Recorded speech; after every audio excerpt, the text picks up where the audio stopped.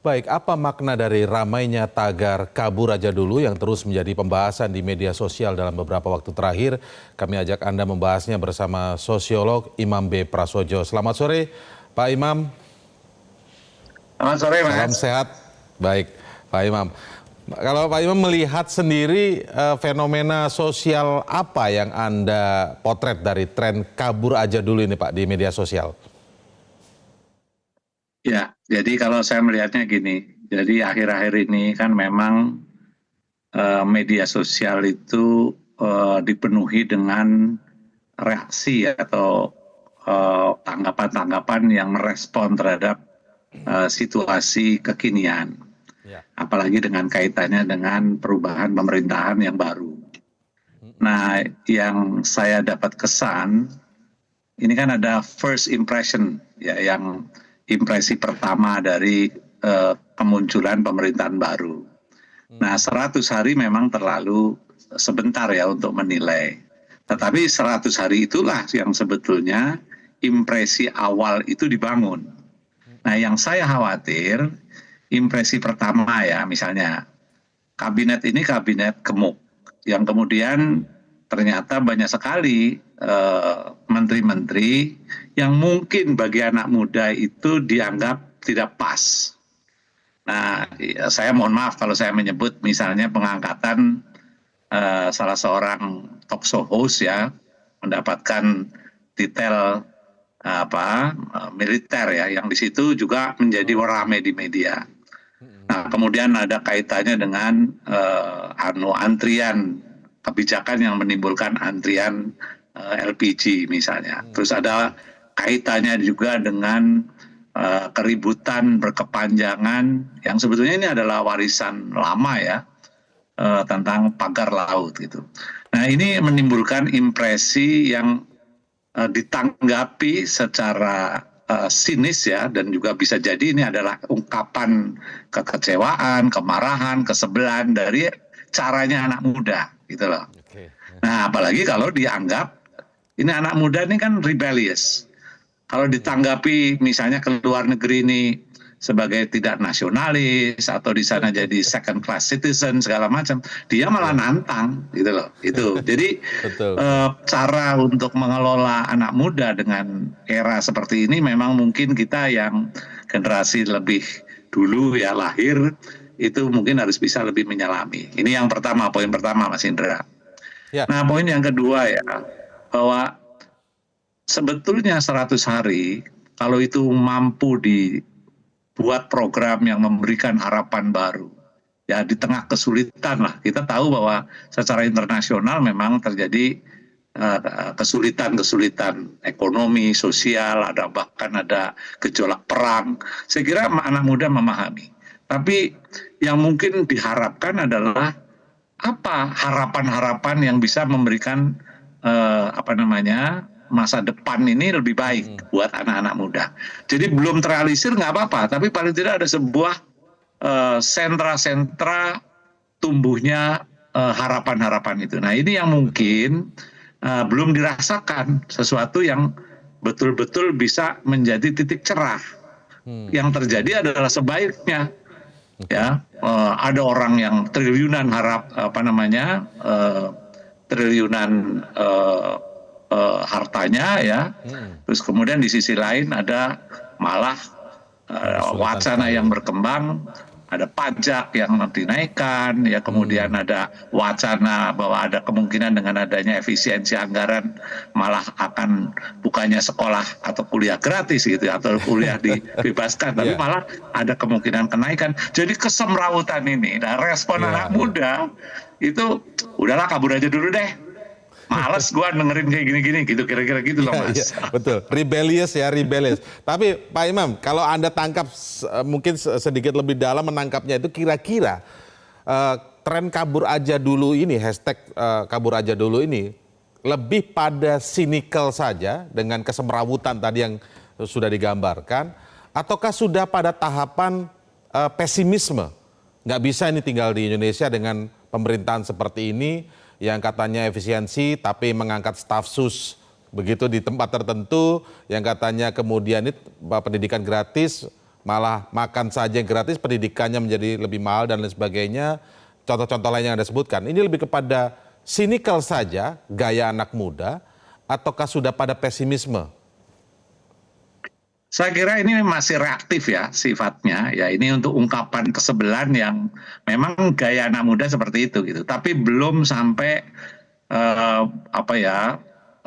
sesuatu yang menimbulkan kefrustasian yang berlebihan gitu. Tapi kalau ini tidak direspon cepat, itu akan menjadi melekat itu, dan itu berbahaya sekali. Oleh karena itu 100 hari ini kan baru berjalan ya, tapi untuk kedua 100 harinya, 300 harinya atau setahun ini itu harus dimulai dengan sebuah gagasan-gagasan kreatif ya. Saya katakan gagasan ya karena memang terlalu dini untuk membuktikan merealisasikan sesuatu yang konkret bisa memberikan benefit. Tapi gagasan kreatif, gagasan yang bisa memberikan harapan, ya gagasan yang betul-betul mencerahkan, itu yang harusnya lebih dominan muncul daripada wacana-wacana, sorry ya kalau saya pakai agak keras ya, menteri-menteri tengil gitu loh, ya. Terus kemudian ada orang-orang yang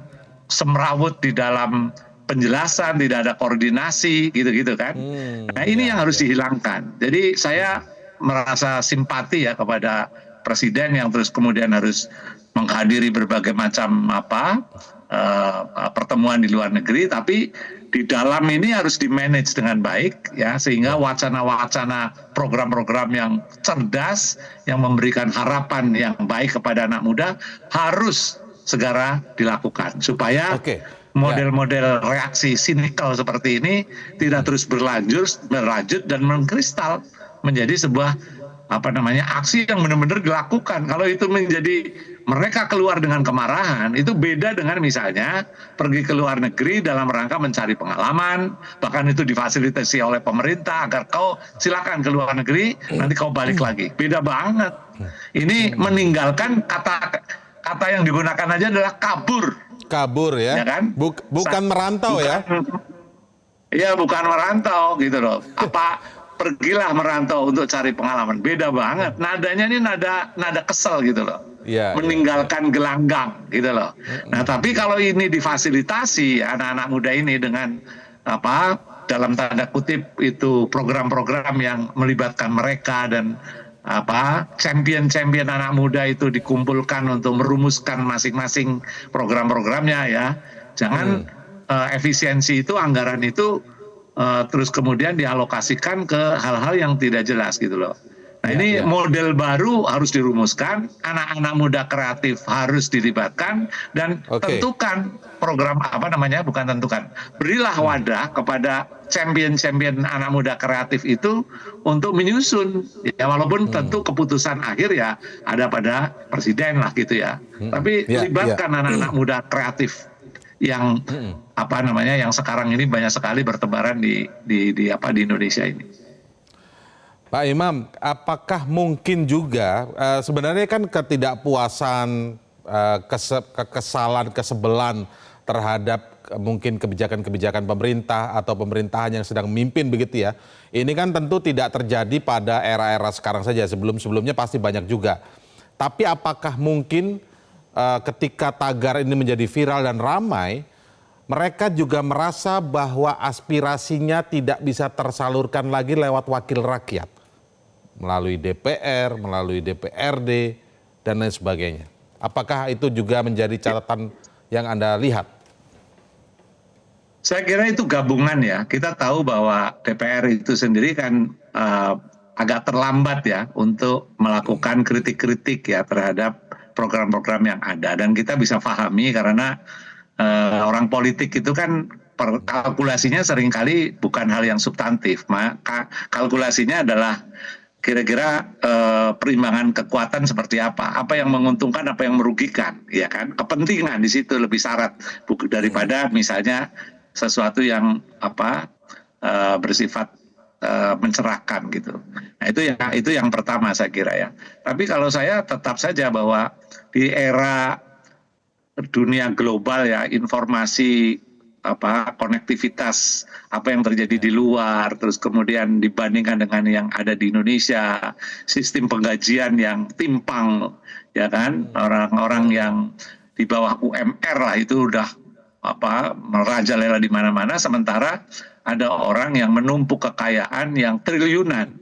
Kemudian ada isu oligarki ya, yang kemudian di awal-awal pemerintahan ini mulai terungkap bahwa itu mensengsarakan kalangan bawah.